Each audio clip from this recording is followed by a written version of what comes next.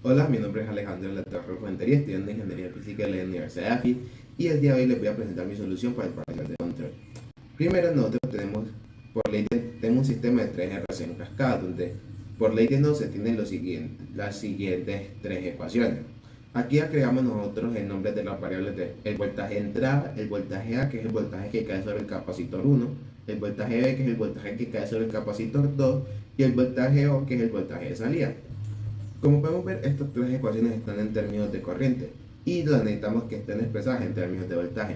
Para hacer esto, nosotros aplicamos esto, que el voltaje en el nodo que queremos saber va a ser igual a, la corriente en el nodo que queremos hacer va a ser igual al voltaje en el nodo de la izquierda menos el nodo de la derecha dividido la resistencia sobre ese punto. Y en el caso de los capacitores va a ser igual a la capacitancia por la derivada del voltaje en ese punto. Y como pueden ver, tenemos estas tres ecuaciones, que esta es para R1, esta es para R2 y esta es para R3.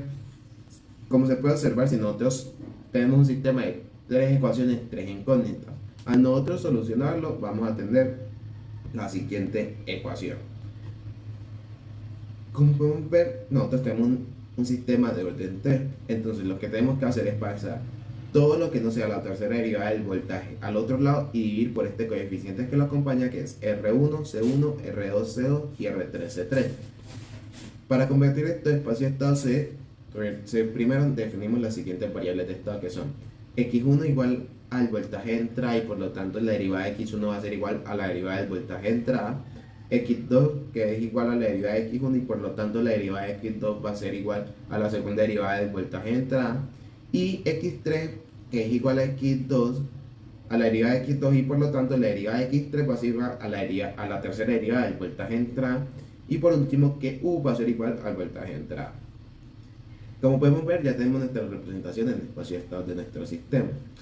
Aquí tenemos unos términos que son alfa, beta y gamma, pero alfa es el término que acompaña al voltaje de entrada, beta es el término que acompaña la primera derivada del voltaje, y gamma el término que acompaña la segunda derivada del voltaje. Aquí tenemos nuestra matriz A y nuestra matriz B de nuestro sistema. Y una vez hecho esto, se tiene la siguiente matriz de salida, que como podemos ver, dado que nosotros queremos conocer el voltaje de salida, lo que tenemos que hacer es simplemente poner un 1 y el resto es 0, dado que tenemos una variable de estado que nos representa el voltaje de salida con nuestra matriz C y no tenemos matriz D. Ahora, para nosotros convertir esto a función de transferencia, se hizo uso de la siguiente fórmula, donde I es la matriz identidad, que en este caso es una 3×3, D es nuestra matriz de 0 y C es la matriz, esta matriz, A es la matriz que les mostré al principio y B también es la matriz que les mostré al principio, que están relacionadas con el espacio de estado de la entrada de nuestro sistema. Mediante el uso del software Python se calculó estas variables simbólicas. Como pueden ver, primero se definieron las variables simbólicas, luego se definió una R y un C, y se definieron que R1, R2 y R3 van a ser igual a R, y C1, C2 y C3 van a ser igual a C.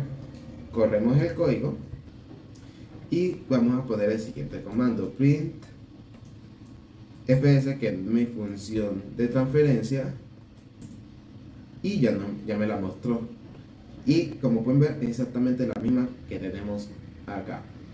Para nosotros poder hallar el diagrama de nuestro sistema, primero, dado que MATLAB no trabaja con cosas simbólicas, lo que nosotros tenemos que hacer es darle valores a nuestra resistencia.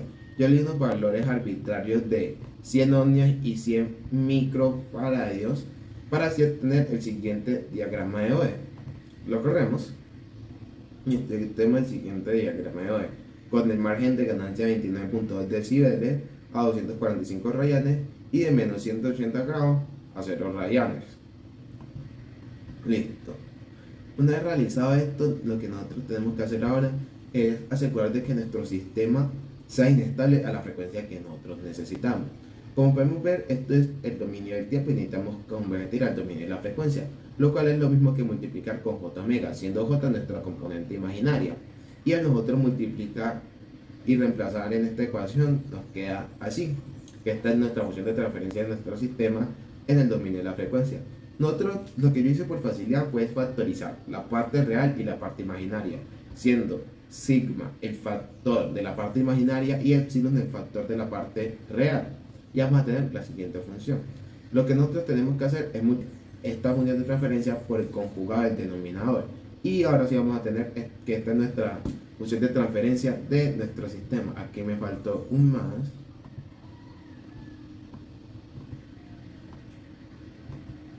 Listo. Y esta es nuestra frecuencia, la cual está en hercios. Y tenemos que pasar a rayones, que mi frecuencia es de 523 hercios, lo cual es igual a 3286 rayones sobre segundo.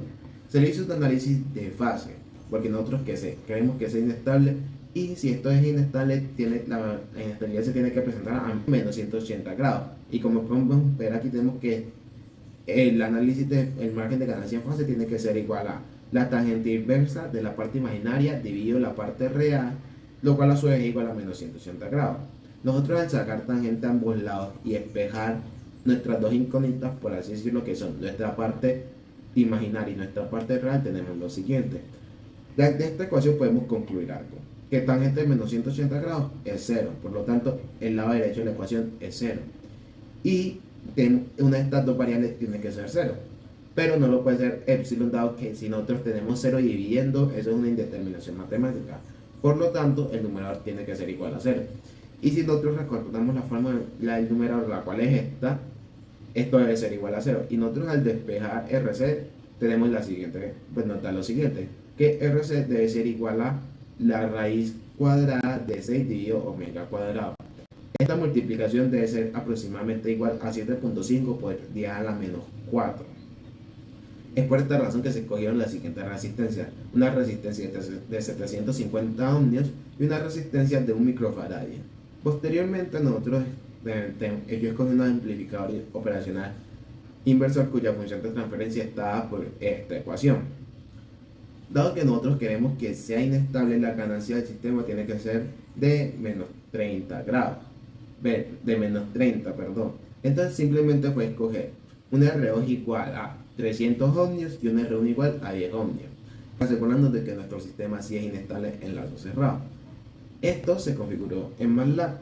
Para hacer esto, lo que se hizo fue lo siguiente: primero poner los valores de nuestra resistencia, que sí nos interesan, que son estos dos.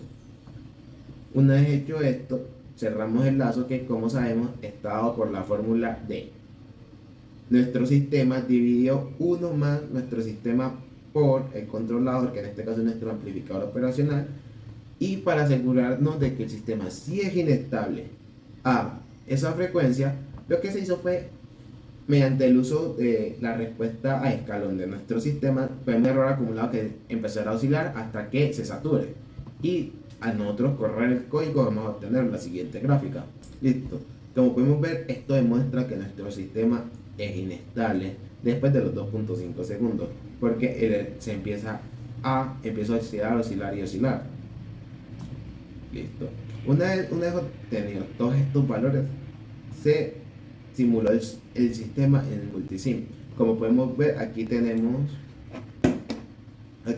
nuestro actuador, nuestros sistemas con la resistencia y capacitancia ya mencionadas, nuestro sensor y nuestro controlador, que es un aplicador operacional inversor.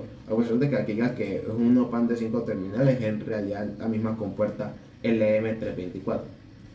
Y también se tiene un osciloscopio Tektronix para nosotros medir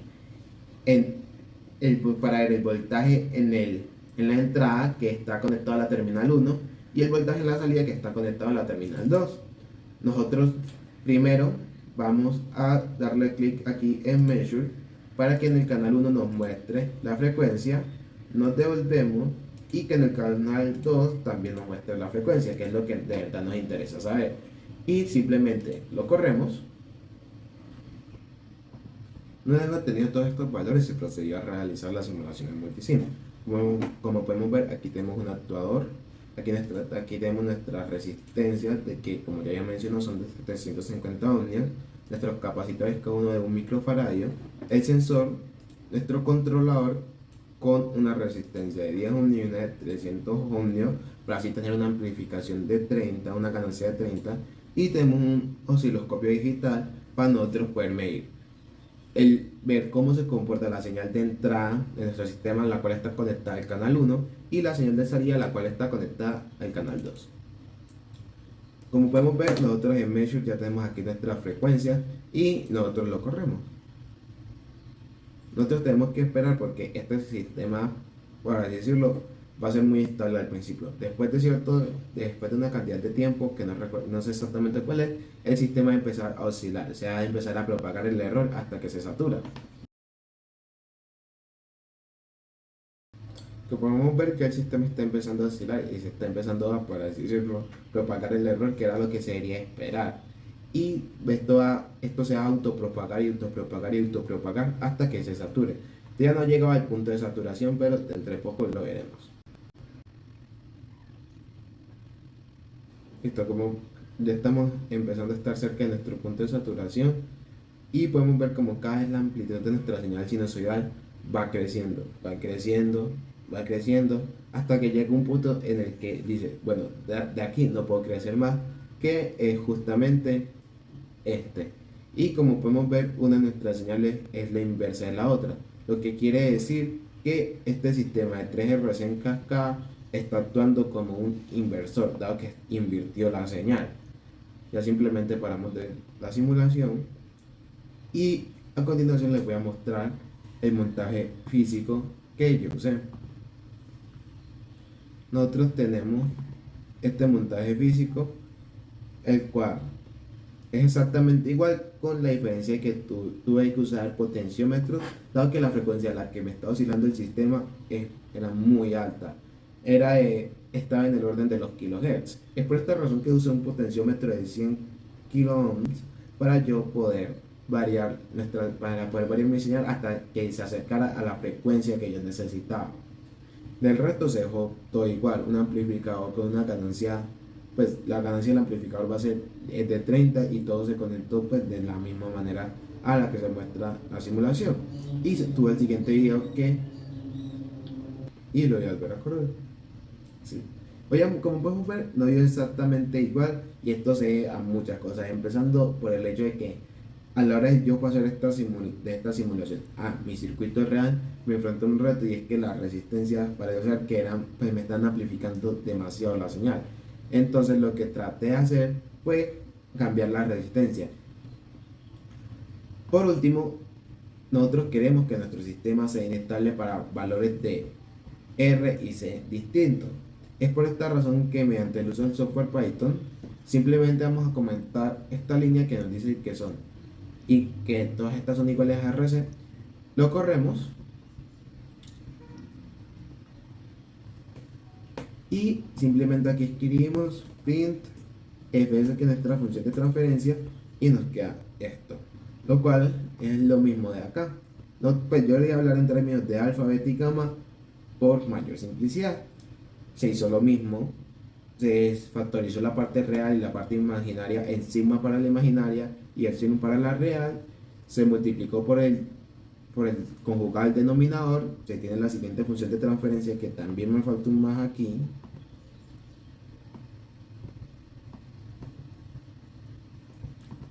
y también el mismo análisis de margen de fase.